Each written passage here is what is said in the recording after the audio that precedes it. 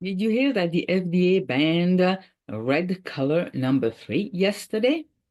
Well, it's about time. Let me tell you how I came about understanding those coloring.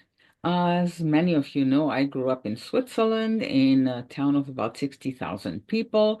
My mom used to cross the street to get some healthy bread for breakfast. Then dad and myself, my two brothers who went to school during that time, mom went to the butcher shop, got some healthy grass-fed beef. That's all we had at the time in Switzerland. And then she went to a little grocery store that had farm fresh produce. We had no clue about artificial flavoring, artificial coloring. When I came to this country, I was 24 years old, and my boyfriend was not very keen about me being a vegetarian at the time. I've changed, but at the time I was a vegetarian. He was concerned about that and wanted me to get a lot of cheese and yogurt. So I bought some yogurts, got home, opened the yogurts. I had one that was a peach one, and the other I forgot. I opened the peach one, and it was kind of an orange color. I opened the second one, and it was green. I could not understand because in Switzerland, I had yogurt and still do when I visit there. They are white with pieces of fruits. There they were colored, strange colors. So I read the ingredients and I was shocked. It was full of coloring and flavoring. That's when I started to read labels. And then I bought a book. I don't remember the title. I loaned it to somebody. It was 1980. They already knew that these colorings, these artificial colorings, were toxic to one's health. So again, read labels. And if it's artificial, maybe you shouldn't eat it. Anything that you can't really read the ingredients, your body cannot digest them. So let's go to my very short PowerPoint. We're going to talk about that red coloring. So I call that a diet of dyes, and today we're going to tell the truth about red dye number 3 and its FDA ban of yesterday, January 15th, 2024. So red dye number 3, what is it? It's also called erythrosine. It's a petroleum product. Ask yourself, do we really need petroleum in our bodies? It's to give a bright cherry red color to food like maraschino cherries and some candies and cereals. It's in food and it's in drugs. Banned by the FDA yesterday on 1/15/25. However, although it's banned, they allowed to keep it in food until January 15, 2027, and in drugs until January 18, 2028. Why is that? Okay, it's linked to cancer in rats and in mice, and it's been known for 30 years. So now we know it's banned, but they still can put it in food for 2 years and in drugs for 3 years. Manufacturers must reformulate that dye, find something else, and then give another label, I believe. It's been banned in Australia, in Japan, and the European Union for a long time. As I mentioned, we didn't have that in Switzerland when I was growing up. There was no food coloring.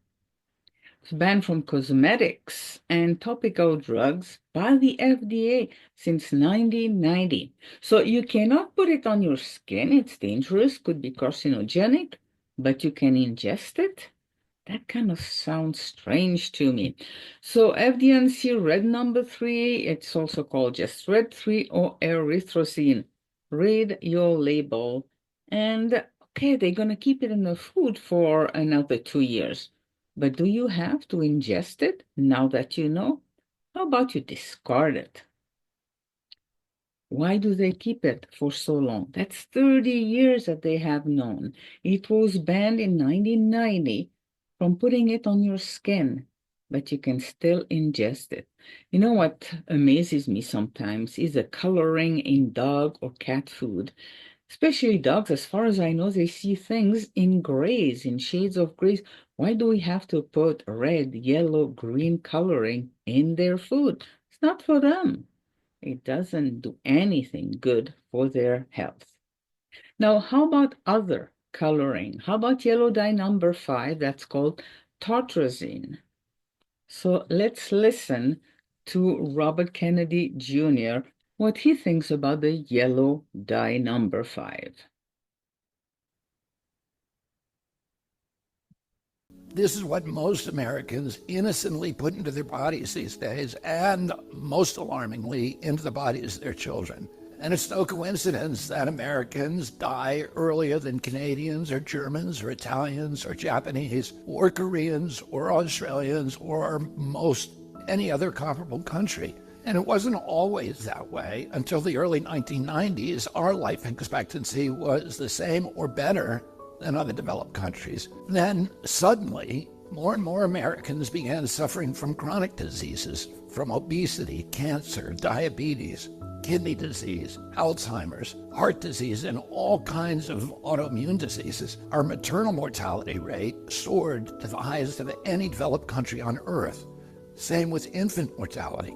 Like the frog in the slowly boiling water, we didn't really notice as we got sicker and sicker. We've grown now to accept chronic disease conditions as normal. But now, in 2024, we're finally waking up to this cataclysm, and we're asking ourselves, how in the world did this happen? A big part of it is our diet.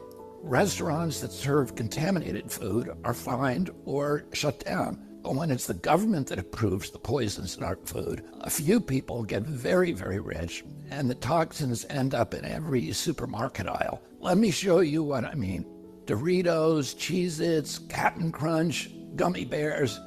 Everyone knows that these are junk foods, so maybe you wouldn't be too surprised to see that the ingredients include a lot of poisons, including a harmful yellow dye called tartrazine, or yellow dye number 5. What you may not know is that this dye was originally made out of the sludge that's left over when you turn coal into coke for blast furnaces. It's called coal tar, and I've actually sued many big industries for legacy contamination of coal tar all around the country because it's so toxic and it's so harmful to the environment and human beings. A century ago, it was just an obnoxious industrial byproduct that everybody was trying to figure out ways to get rid of. One of the ways that they did that was by paving roads. But then a British chemist figured out that the coal tar could be used to derive fabric dye. And if fabric dye, why not food? Food manufacturers began using it to cover up the discoloration of low-quality foods that they wanted to pass off on unsuspecting customers. They didn't know back then that this yellow dye, tartrazine, causes tumors, asthma, developmental delays, neurological damage, ADD, ADHD, hormone disruption, gene damage, anxiety, depression, intestinal injuries.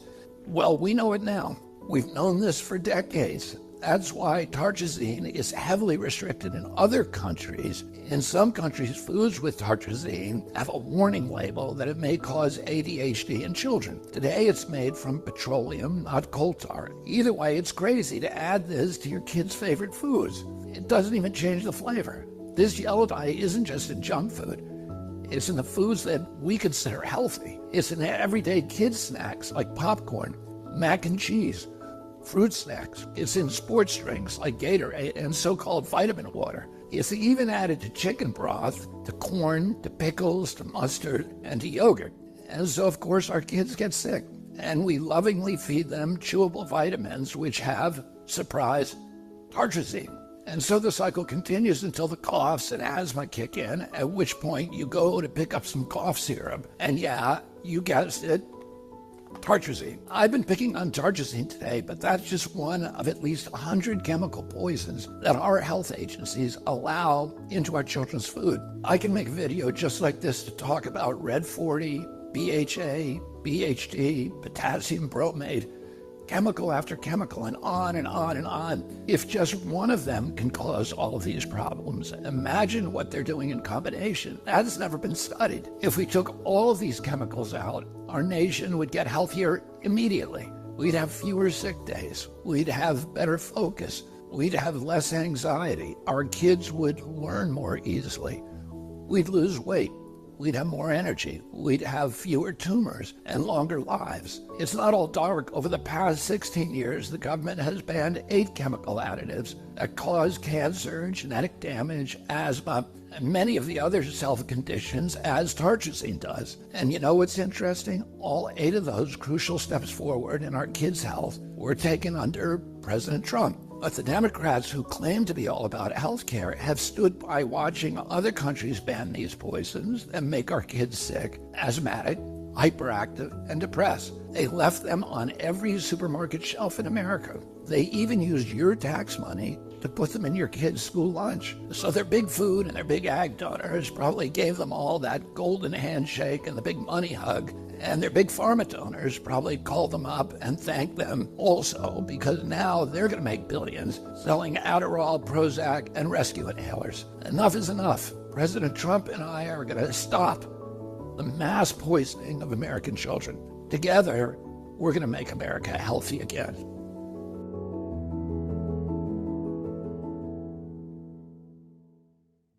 What do you think? Obviously, that's your life, that's your choice. How about your children? Yeah, there are some cute pictures on these cereal boxes. I didn't grow up with cereals. I grew up with healthy bread. At the time, it was a healthy kind. My mom remembers, all of a sudden, the taste changed. It's not the same bread as we had when we were growing up. So we did have a healthier diet. I didn't miss the idea about cereals. And my kids did not grow up with cereals either. We made our own food. So, yes, it is possible to train children to eat healthier foods. But again, you have a choice as a parent. Do you want to take a chance of your children having asthma, cancer, lower IQs?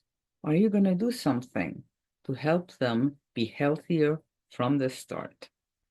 I'm Danielle, a natural health doctor and coach, saying take care of your health as if it did matter, because it does.